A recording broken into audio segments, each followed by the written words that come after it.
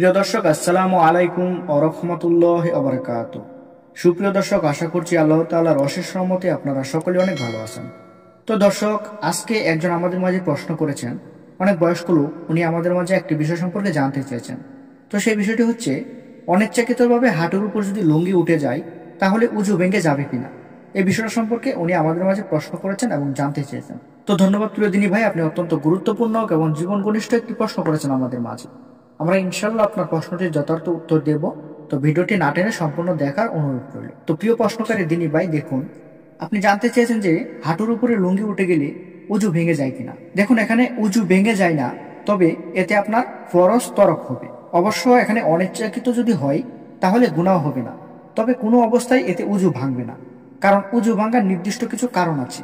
উজু ভাঙার নির্দিষ্ট কিছু কারণ ব্যতীত আপনার হাঁটুর উপরে যদি আপনার লুঙ্গি উঠে যায় তাহলে আপনার উজু ভাঙবে না, এটা মনে রাখতে হবে। উজু ভাঙার কারণগুলো হচ্ছে, যেমন শরীর থেকে নাপাক কোনো কিছু বের হলে, প্রস্রাবের ছিটা লাগলে, বা আপনি ময়লাযুক্ত কোনো কিছু যদি নাপাক জাতীয় কোনো কিছু যদি আপনার শরীরে লাগে তাহলে আপনার উজু ভাঙবে। অথবা আপনি যদি ঘুমিয়ে যান তাহলে আপনার উজু ভাঙবে। সতর খুলে যাওয়া বা হাঁটুর উপরে লুঙ্গি ওঠা, এর কারণে আপনার উজু ভাঙবে না। এগুলো উজু ভাঙার কারণের মধ্যে পড়ে না। অবশ্যই এই বিষয়টা খেয়াল রাখবেন। তো প্রিয় প্রশ্নকারী দিনী ভাই, আশা করছি আপনাকে বোঝাতে পেরেছি।